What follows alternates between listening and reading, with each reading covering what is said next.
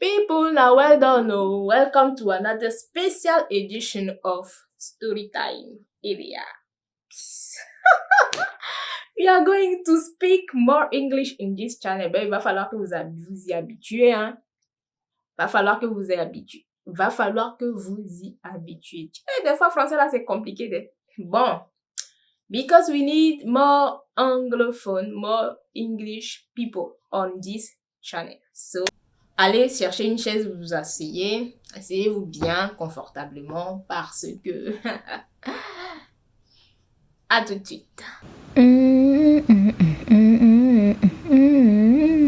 Le stage dont je vais vous parler aujourd'hui, le stage le plus stressant de ma vie, si je ne suis pas morte là à l'époque là, c'est que aucun autre stage aucun autre travail ne va me tuer. Bon, d'abord, je vais vous placer dans le contexte, dans ma première story time, que j'ai fait des études, j'ai eu une licence en comptabilité. Comme l'autre fois, ma famille, avec ses contacts, m'a trouvé un stage dans un cabinet. Donc, après le fiasco à la banque,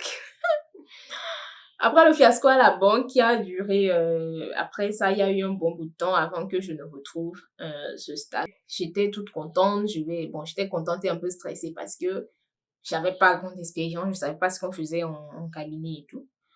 Et on m'a dit que là-bas, c'était le travail, tu vas acquérir de l'expérience, ça va être bon pour ton CV, pour la suite et tout ça là. Donc, voilà, je me suis apprêtée et tout. Et bon, le jour du stage, je suis partie.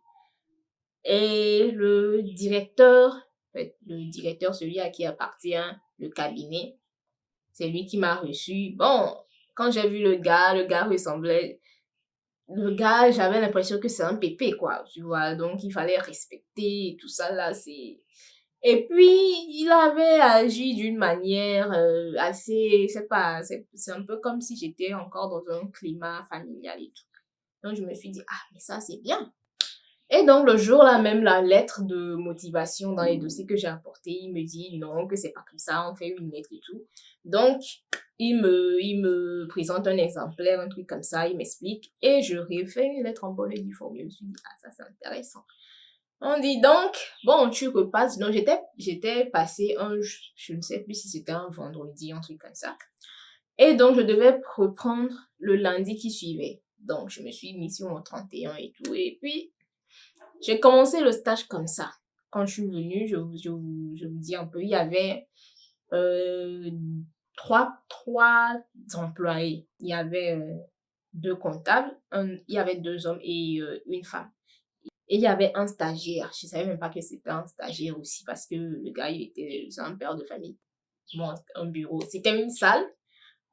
En fait, dans le cabinet, quand tu rentres, et en même temps, c'est quand tu rentres en même temps dans le cabinet, c'est juste nous en face. Donc, il y avait une table au milieu et puis il y avait des chaises disposées tout autour, quoi. Donc, il y avait la dame, une place vide, après une autre dame. Et la dame là, c'était la femme du directeur. Donc, on était dans le bureau avec la femme du directeur. C'était le seul bureau là. Il y avait une autre salle de réunion.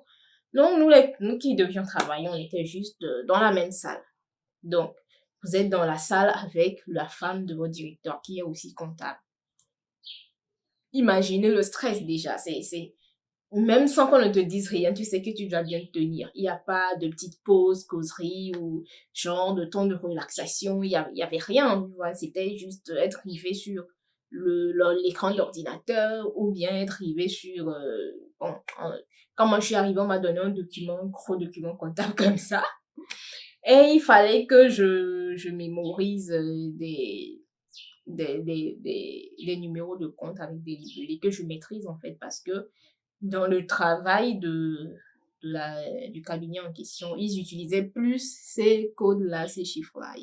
Donc, quand je suis arrivée, est-ce qu'on m'a présenté? Bon, on m'a présenté en quelque sorte. Moi, je me souviens plus.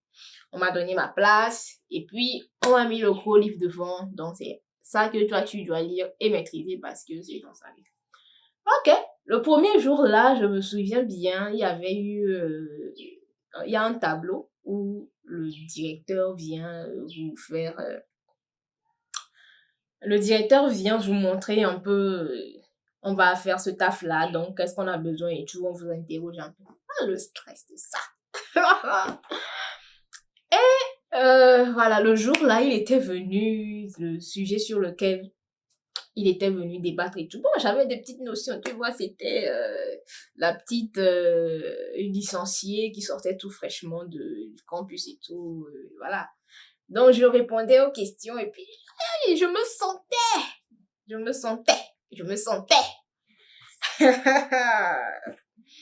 Et avec ça, là, je me suis dit, bah, il a remarqué que bah, moi aussi, je connais un peu et tout.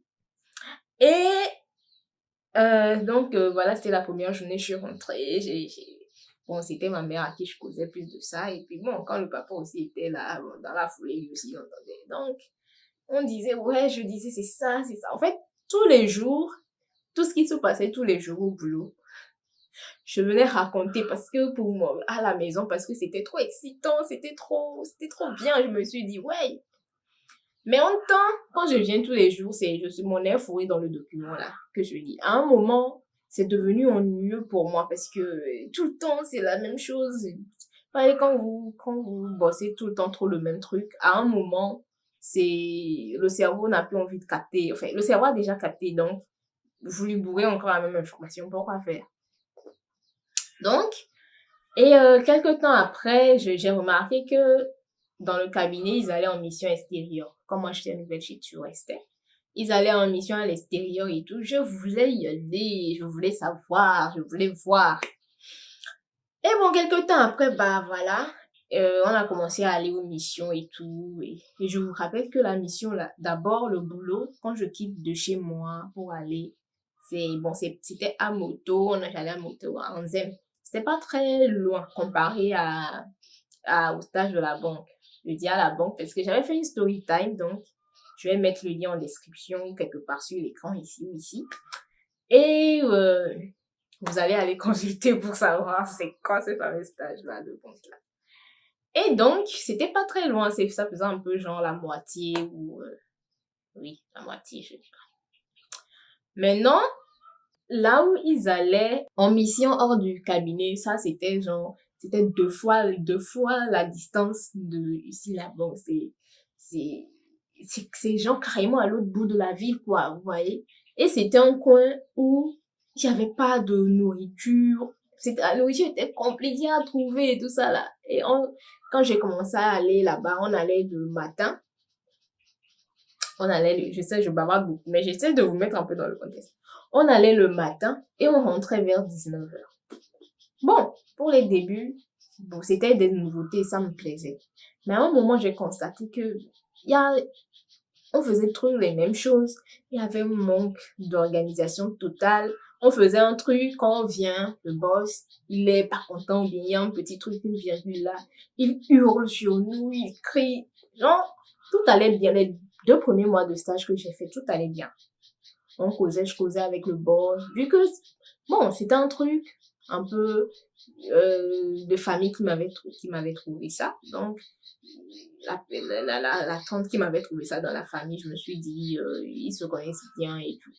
Faut jamais faire confiance à quelqu'un que vous-même vous ne connaissez pas personnellement là. Un ami vous a présenté quoi. Faut jamais faire confiance. Et donc, et puis vu qu'il avait une allure de vieux et tout, déjà c'était même pas un vieux. Je sais pas ce qu'il prend. Bref, il était encore plus jeune que ma mère. Mais moi, je le prenais pour le pépé, le papayaga, le bourreau, bref. Et là, s'est rapproché de moi, il me posait des questions sur ma famille et tout. Bon, moi, c'est des questions qui pour moi étaient assez banales, rien d'extra. Donc, ça fait que, bon, j'avais l'impression que ça nous avait un peu rapprochés. C'est un genre, dans ma tête, c'est un genre de père-fille. Vous voyez un peu? Et les 2 premiers mois, tout allait bien. Maintenant, un jour, c'est là où tout a commencé à se gâter façon. Un jour, on est parti à la mission en question, depuis le matin, parce qu'on va au boulot à 7h30, et normalement, on rentre à 19h ou 19h30. Normalement, le boulot se termine à 18h30. Mais il fallait attendre le OK du directeur qui dit, vous pouvez partir. Que ce soit stagiaire, que ce soit employé, c'était la même chose. Même la pause de 12h30. Quand 12h30 sonne, on avait du mal à se lever parce que il y avait toujours la dame, la femme du directeur là-bas. Et que bon, on attendait qu'elle bouge ou un truc comme ça parce que c'est du genre, vous allez comprendre dans la suite, vous allez comprendre. Et le jour là, on est allé à la mission. Déjà, je vous dis que c'est quelqu'un qui va vous dire quand vous allez aller manger, quand vous allez rentrer chez vous. Vous ne pouvez pas juste vous lever, prendre votre sac et partir. Ok. Mais demandez-moi ce que vous faites jusqu'à... Il faut que vous attendiez que quelqu'un dise ok. Et on est parti à la mission le jour là.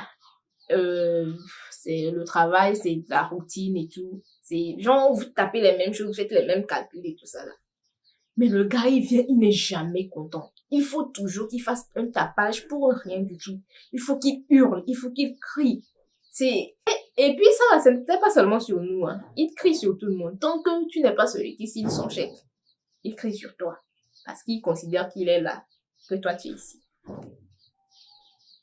Et on est parti le jour là, à la mission, et on rentrait vers les 23h, presque minuit. 23h avait déjà sonné quand même. Le jour là, j'étais fatiguée. J'avais mal au crâne. Parce que tout ce qu'on avait à faire, on l'avait déjà fait. Et apparemment, le jour là, c'était le comptable de l'entreprise en question dans laquelle on était allé pour faire, pour les aider dans leur comptabilité. C'était eux qui avaient un problème. Donc, il fallait régler le problème là-bas. Il a hurlé qu'on fait ci, on revient ici. Jusqu'à 23h encore, on était là-bas. Moi, j'étais fatiguée. J'étais allongée parce que ce que nous, on avait à faire, nous, on l'avait déjà fait. Donc, c'était lui qui devait nous dire, ok, on peut rentrer. Tellement il était tard. Et il a dit qu'il allait me ramener à la maison. On était dans le trajet du retour vers les 23h et quelques. Quand ma mère a appelé au téléphone pour me dire, mais tu es toujours au travail, qu'est-ce qui se passe? Pourquoi tu n'es pas encore rentré? Et là, je lui dis que oui, je suis en route, je suis même avec le boss, c'est lui qui est en train de me ramener, tout ça là, et qu'on arrive bientôt. Bon, je ne sais pas comment il a pris la chose. Il m'a ramené, il connaissait pas, je lui ai indiqué et tout, il était venu devant ma porte. J'ignore s'il pensait que je venais d'un bidonville ou un endroit bizarre et tout. Mais chez moi, heureusement, mon papa a bien construit. Quand je dis bien construit, c'est une maison potable en fait. Et tout. Donc, il va déposer. Je sais pas, moi, en fait, j'émets des hypothèses. Je ne sais pas ce qui a provoqué le début de la catastrophe. Il m'a ramené. Maintenant, le lendemain matin, je constatais que le changement avait changé. Le truc avait changé, quoi. Il y avait des pics, des petites insultes. Bon, moi, je voyais, on insultait les autres, mais j'avais aucun problème avec quelqu'un. Genre, j'étais dans mon coin, je ne faisais pas de bêtises, donc ça allait. Il y avait une grande société de la place dans laquelle on allait pour les aider dans leurs histoires d'état financier, côté taxes et tout ça là. Et donc, bon, pendant toute la réunion, il y avait les directeurs, les comptables, directeurs financiers, les choses comme ça, leurs subalternes et tout. Et bon, après, il y a des collations. C'est la collation que moi, je préfère.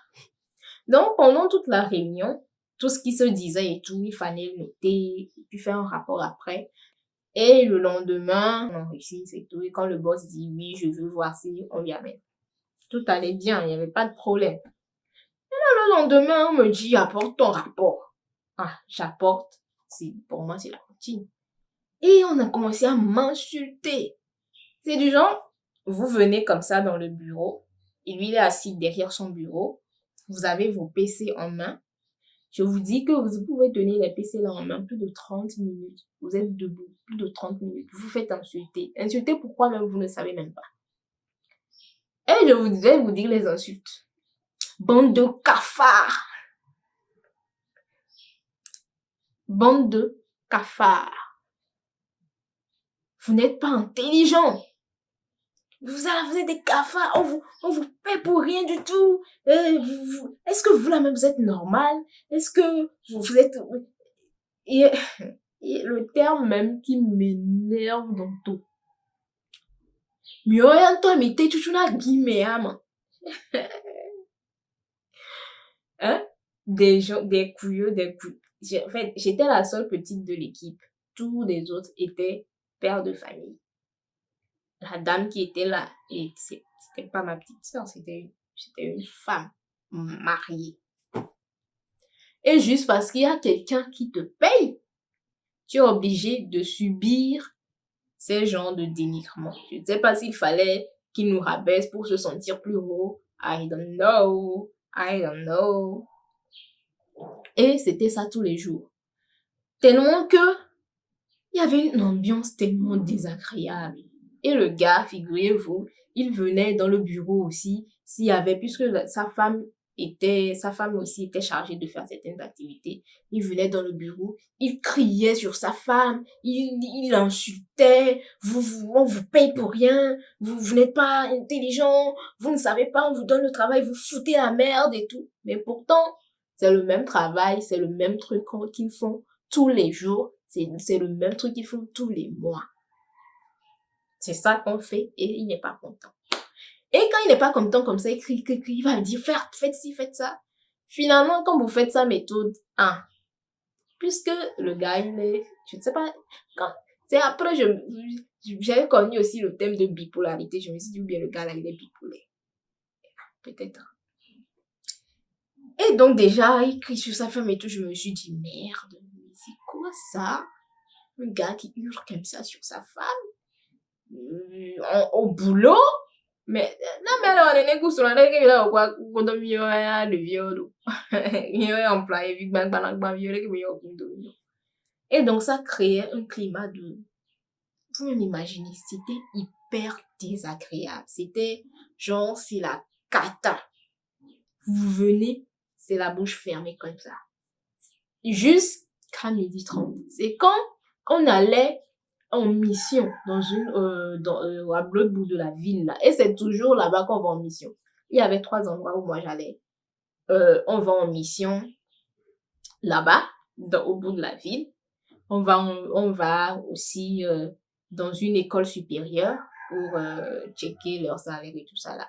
Et il y avait l'autre, la grande société là-bas. C'était les 3 endroits que moi, je suis allée j'ai fait le stage pendant 6 mois.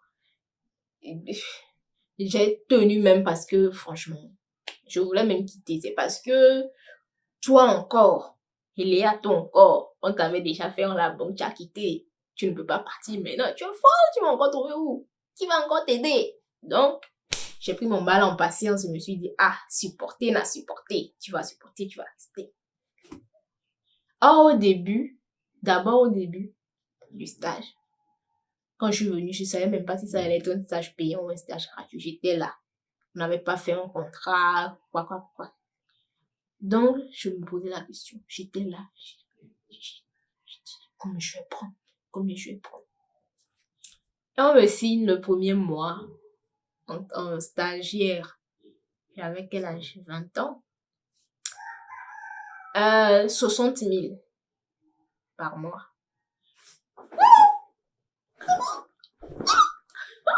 En fait, quand je suis sortie du bureau, j'ai signé la fiche de paie. Et je suis sortie du bureau, j'ai vu comme ça 60 000, j'ai relu 60 000, je dis. C'était une fiche de paye et ils nous viraient l'argent.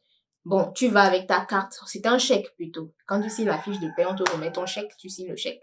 Et donc, tu devais aller prendre ça à la banque. Donc, et c'est la première fois qu'on me donnait un chèque. Je suis sortie, j'ai regardé. Je vous refais ma réaction.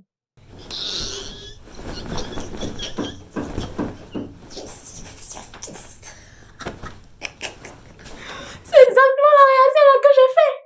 Quand je suis sortie du bureau, j'étais aux anges comme ça. Je suis rentrée à la maison, j'ai dit, maman, 60 000, voilà. Et j'étais contente. Pour vous qui allez vous dire 60 000, c'était rien. Hey, pour moi là, j'étais, comment dire, mais la plus payée au monde, la plus bien payée au monde. Ah mais attendez, j'avais des goûts de luxe. Et donc voilà, chaque mois, c'était ça. Donc il dit, il nous paye, on ne fout rien, non. Donc déjà le matin, moi, tout ça a commencé avec les insultes, les trucs de cafard, les quoi. Quand moi je viens au boulot le matin, déjà pour me réveiller du lit, c'est un calvaire. C'est un calvaire. Et il y a beaucoup d'entre nous ici, là, on vit des trucs comme ça. Des gens vivent ça encore en ce moment. Où genre tu te réveilles, tu es crispé, tu te dis mais je vais encore passer cette journée, Seigneur, faites qu'on soit au soir. Seigneur, sors-moi de cette situation. Seigneur, Seigneur, Seigneur, Seigneur, Seigneur, Seigneur. C'est vrai, j'avais un bon salaire pour, pour quelqu'un de ma situation qui recevait encore l'argent de qui recevait là encore l'argent de poche de son papa, qui ne payait pas de facture, qui ne payait payer rien du tout.